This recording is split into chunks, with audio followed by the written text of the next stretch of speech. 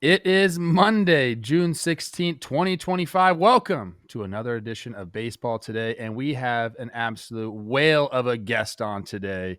That is Jimmy Knorp, warehouse legend, filling in for C. Rosie, who's still gallivanting all across Europe. Producer Dan, intern Sawyer along for the ride as well.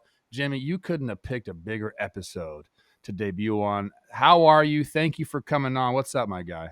I'm good, Trev. It's good to see your face again. When I heard we needed somebody to fill in for baseball today and they told me I could chop it up with Trev, I was like, yeah, no way am I passing that opportunity. So, yeah, big news last night. We'll get into it. Noted Tigers fan, always text me when the Tigers beat the Twins, which is quite often, especially as of late.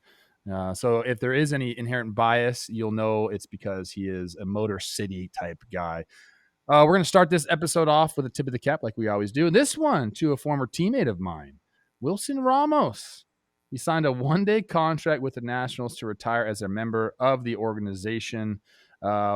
Big guy traded to the Nationals for Matt Capps.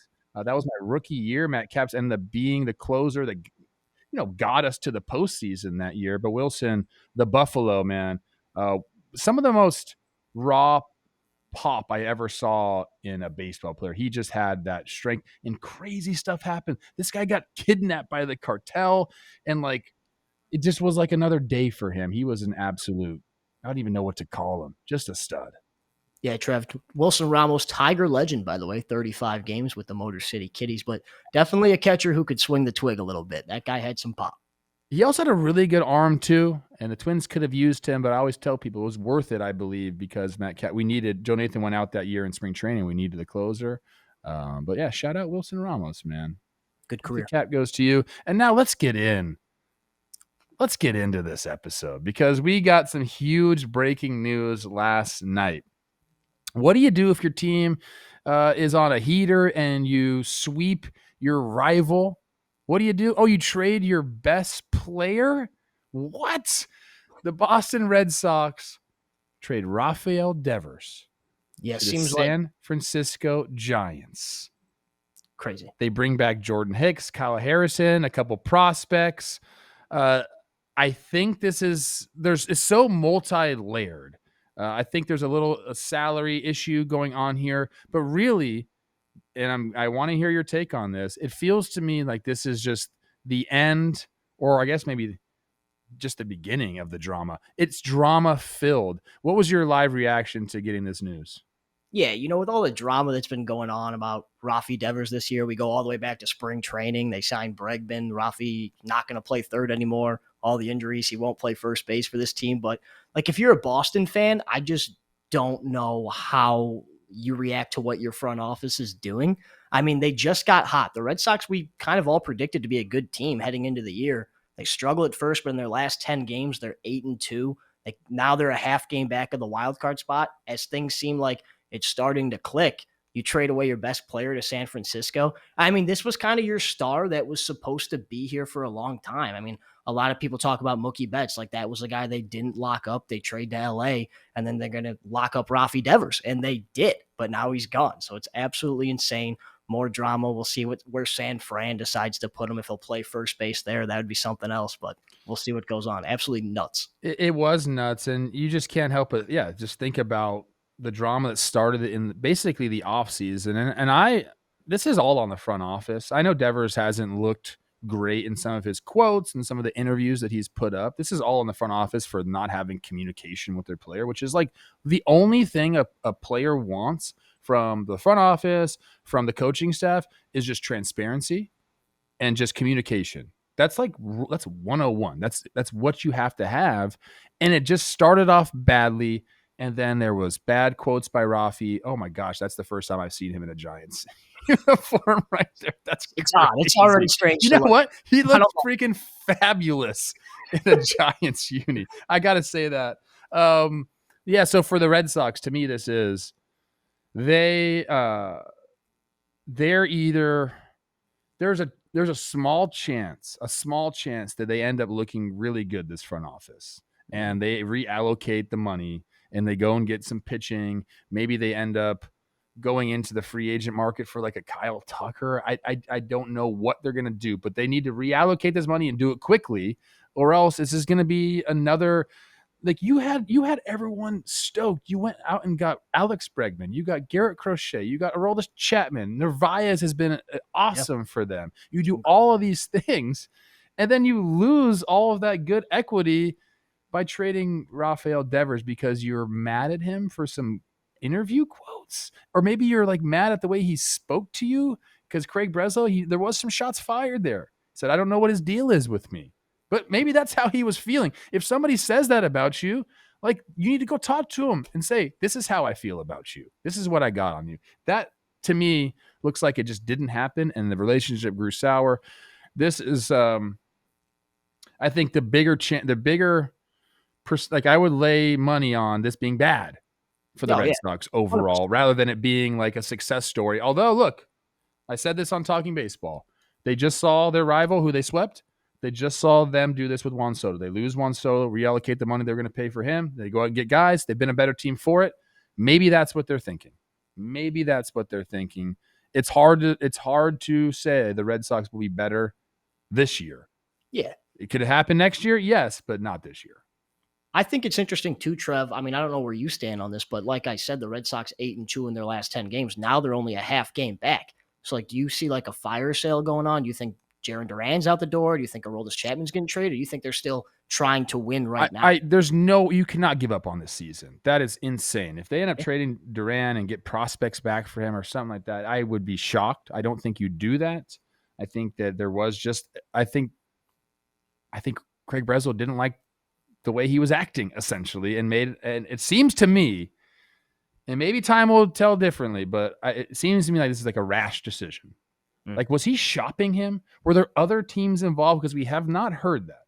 Yeah. And I think that should bring us to the Giants side of this, Buster Posey. So we got Buster Posey, Florida State, which is supposed to be like a good school. I thought it was a party school, but I think smart people go there as well. And then you got Craig Breslow, who went to Harvard or Princeton. Yes. Look that up for me, Dan.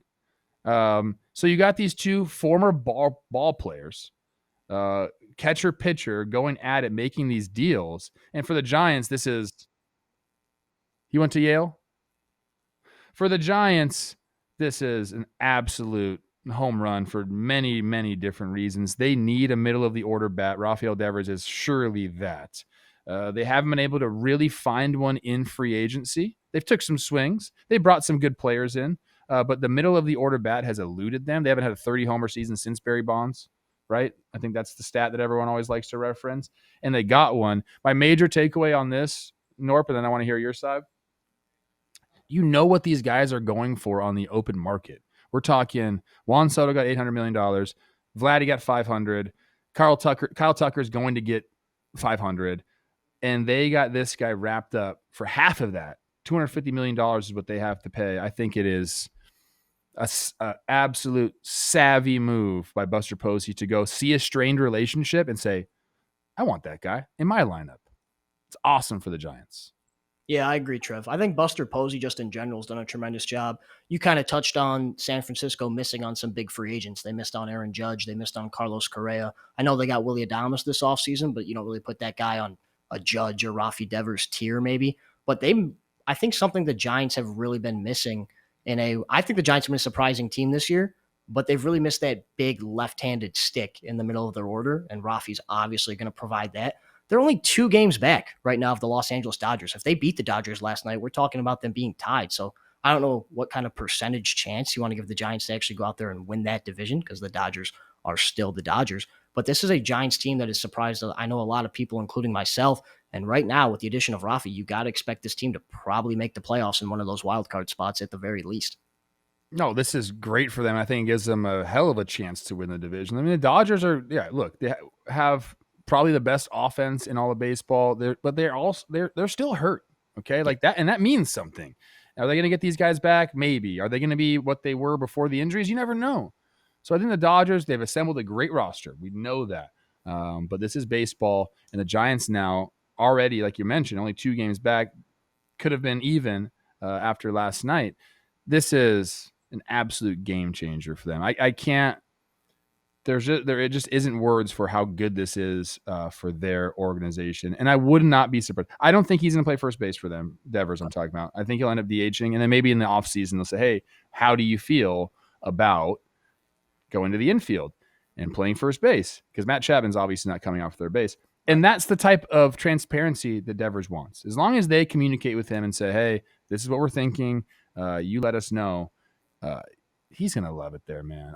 It's a huge trade, massive implications on both sides here. And I think, Jimmy, this is only the beginning of the drama, because you know who flies into San Francisco to play this weekend?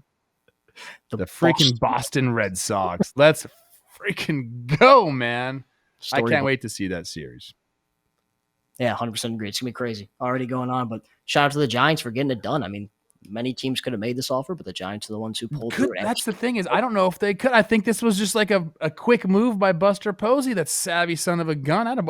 It's like Buster Posey backpicking somebody right here. No one saw it coming, and all of a sudden he just unleashed a cannon. You're out.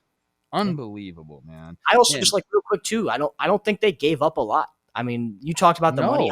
Guys are getting $500 million. Yeah, they took on all of Rafi's contract, but really considering what free agents are going for nowadays, it's not that bad. Not that bad at all.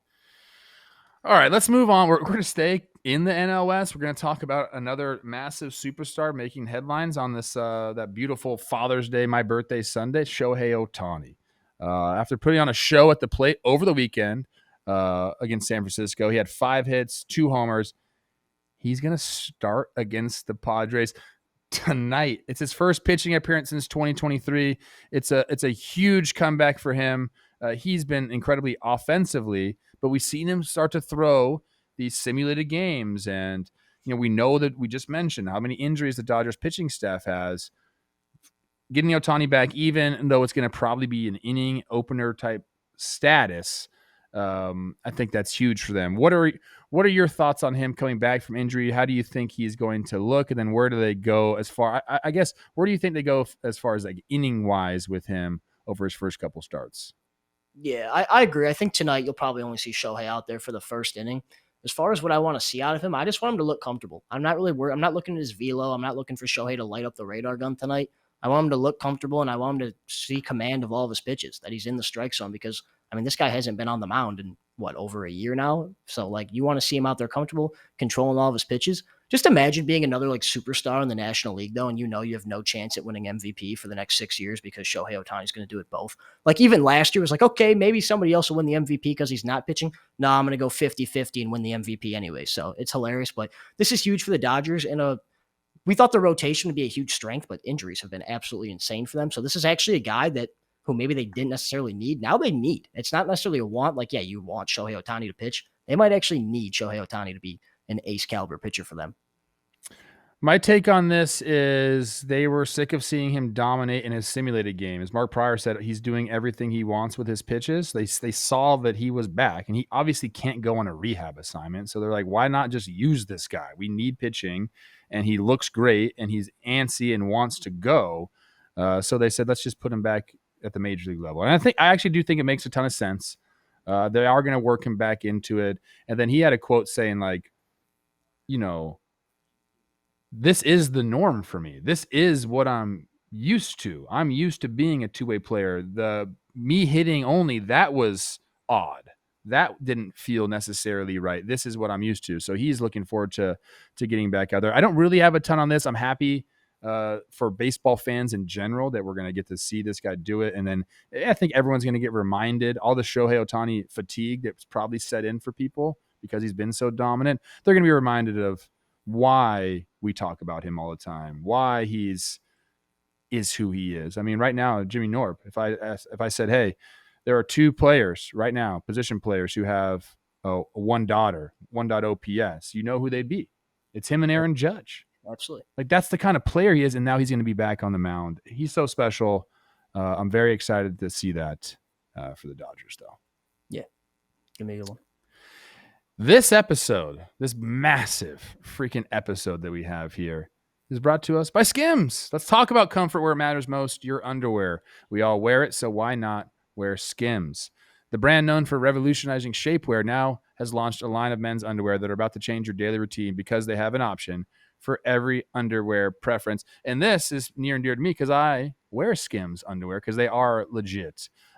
If you like a stretch fabric that gives you that perfect fit, it moves with you. Do you want a cotton blend that provides lasting comfort for everyday wear? Or, which I'm assuming Jimmy Knorp likes, the sport fabric that wicks away sweat and offers light compression for your workouts. I actually like the cotton blend for every days, but then I can go to the gym using the sports fabric. They have something for everybody. They really cover all the bases with their lineup, so you have options to choose from. Shop Skims at skims.com and let them know we sent you. After you place your order, there's a section. Select podcast in the survey, and then select our show in the drop-down menu that follows. That really helps us.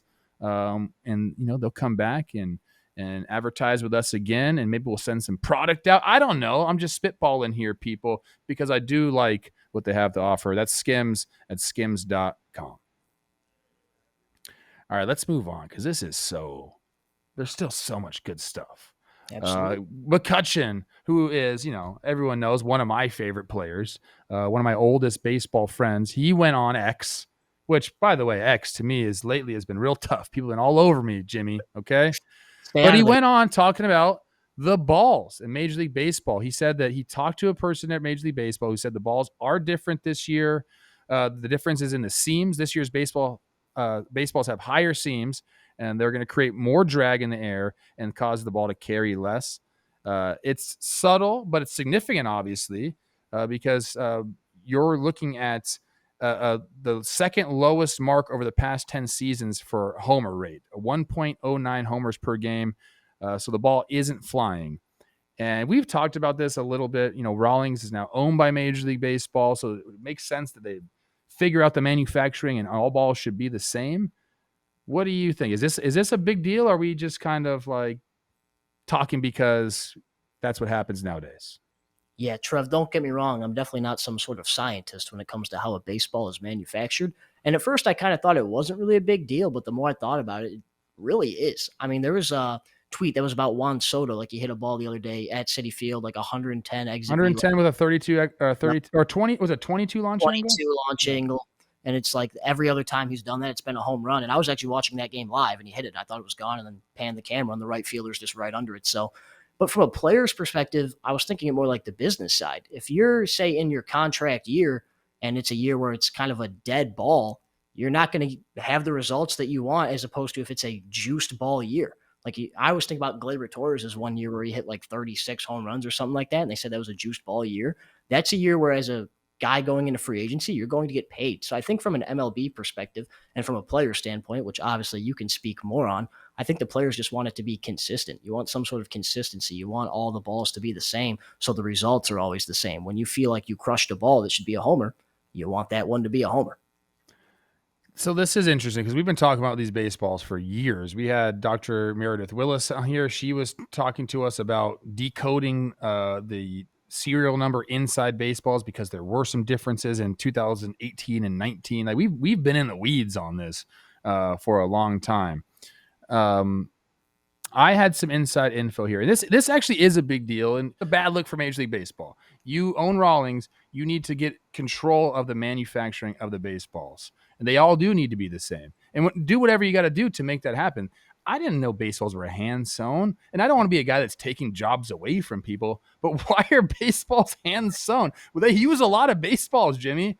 Yeah. Every game has 7 dozen baseballs rubbed up for it. Like there's got to be a machine that can do it the same every single time. I'm sure. Yeah. Sorry for the people that hand sew these baseballs. Like I don't mean to come at you, but my goodness, here's my inside info.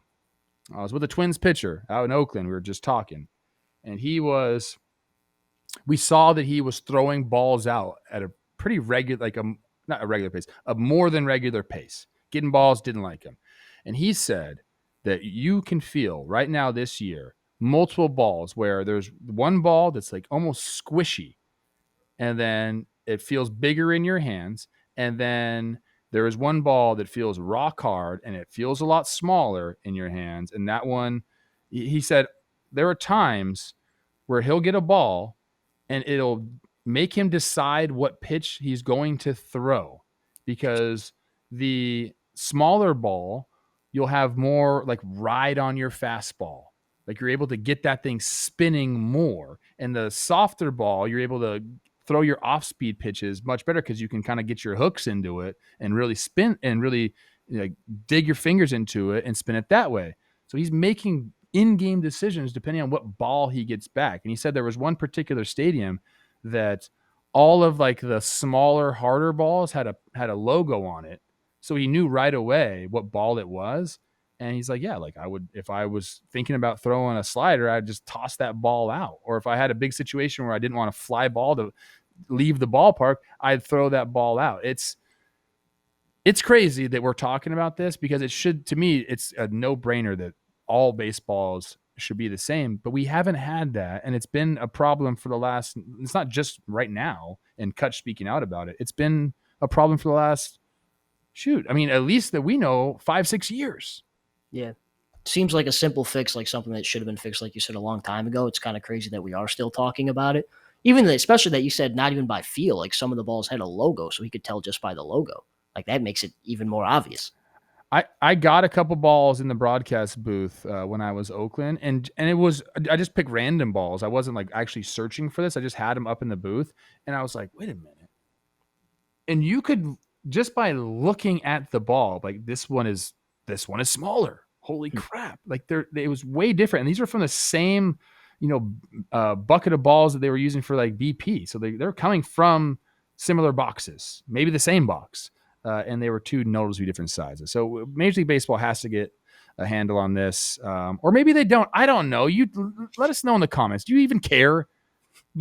I feel like players definitely, I'm into it because yes, it affects things immensely, but like, do fans even care? I guess I'll throw that to you. Do you care?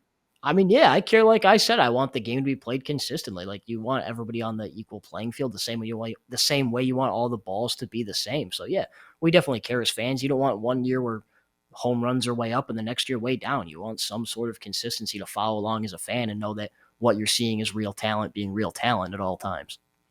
Okay. Yeah, this is a story we'll continue to follow because, when Kutch puts something out there, you knew it was going to get some traction, Kutch. When you speak, people listen, my guy. People and here we are talking about it. Another thing we got to get into, which I thought was actually absolutely fascinating because I talk about this all the time. The Nationals were swept by the Marlins this weekend. By the way, the Marlins got some fun players to watch. So snaps for the Marlins, Dane Myers and Augustine Ramirez and Stowers down there. Like, good job, guys. So the Nationals are swept by them. They've lost 8 straight. They've lost 11 of their last 13. They're straight up not having a good time in Washington, okay? And after their 3-1 loss on Sunday, their manager, Dave Martinez, had some things to say. It's never on coaching. Never on coaching. Okay, coaches work their asses off every single day. We're not going to finger point here and say it's coaches. It's never on the coaches. Okay, they work hard. The message is clear. All the work is done prior. So sometimes they got to go out there and they got to play the game. Jimmy Knorp, there are some times where it feels good to be, I guess the word is validated. There was a lot of people coming at me at my take about Kike Hernandez pitching. And I thought I was specifically coming about the Dodgers. I don't like position players pitching, so I let the people know my opinion on that. And the Dodgers fans in my mentions, you could not believe how mad they were at me. It was insane. I had to literally shut. I was like, I'm not going on to my Twitter.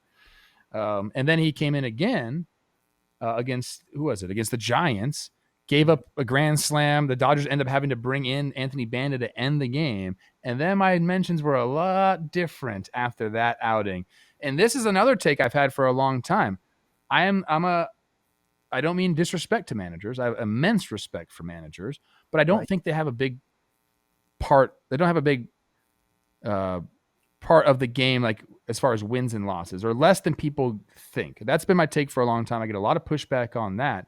And here's Dave Martinez basically saying coaches don't matter. Now, I disagree with him because I want to get into that, but I want to have your do you think he has a point? And then also, is this something that you think will lose a locker room because he's like, it's you guys, not us? Yeah, no, I definitely think he has a point. I completely agree with you that while coaches do matter, so they do matter. Let's not get that wrong. But I do agree with that. Wins and losses are decided by the players on the field. Those are the guys playing the games. Those are the guys playing the 27 outs. However, as a manager of your team, you're also your team's leader. So if I'm a player in the clubhouse, I'm not happy about what he said. Like, he's the guy who's leading you. He's the ride or die guy. As a leader, you're supposed to take responsibility when your team is losing. Even if it's not his fault, you still kind of say it's your fault because that's just how the role goes. And isn't it a we thing? That's Yeah. what I was taught. It's always we need to be better. It's us together. We're an organization. Here's my list of people that really make or break a season. Number one's the front office. Okay. That's the truth. You got to assemble a roster that has a chance to win. So even though, yeah, you want to say players, they play on the field. I've been on teams. We didn't have a chance to win no matter how we did, right? Like it's the front office has to put a decent team together. So I really do believe like they are number one. And then yes, it is the players because you got to find a way to get it done no matter what. And ultimately it's you on the field doing it. Like you have to, yes, it is you. Then I think it is the coaching staff, not the manager. The coaches are the ones that are hands-on. That are helping you make decisions, helping you get out of slumps, helping you figure things out mechanically. And then I think it's the manager. The manager just kind of like just talks to the media, makes some decisions during the game, writes the lineup maybe. So like, yeah, managers are weighed down. So I kind of disagree with him. Like coaches matter. And sometimes it is the coach's fault. Like maybe the game plan was wrong.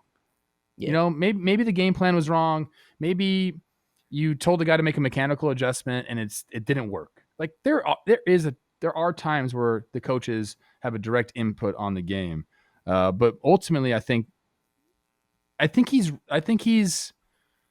don't like the way he said it. I think that's the biggest thing. I don't like the way that he said it's never the coaches because I don't truly believe that. I think there are times, like I said, where the coaching can really have an effect on the game. Yeah. And not to go off on like too much of a rant here too and too much of a sidebar, but like back in the day when Craig Counsell was the manager of those Brewers teams, I feel like a lot of the times the media portrayed as Craig Counsell just waving a magic wand and getting that team to the playoffs. And it was like, no, maybe the Brewers are actually just a good baseball team. Like when Craig Counsell left, they still made the playoffs. So that's like one where a lot of people thought Craig Counsell was some just like mastermind manager. And not to take away from him, I'm sure he's a great manager, but the Brewers are just a good baseball team as well. Again, the players on the field, the coaching staff being the people putting the wins on the field for their team. Yeah, as far as like the clubhouse and what this does, I feel like he's probably, and I don't know this, but I'm just thinking like what would happen and what most likely is to happen. I bet he clears the air with the team. I bet there's some sort of like meeting, like, hey, like this is what I meant by that. It came out wrong, whatever it is. Because I think something like this is very pointed. And he does have a young team, so maybe that's what he was going for. You know, like, hey, you guys got to do better. It's on you. Like, take some responsibility. So maybe that's what he was going for. But I had assumed that there'd be some sort of talk. And look, the Nationals aren't playing well. It's not their year this year. It will be their year pretty damn soon. They got the number 1 overall pick this year again. So like they're on their way.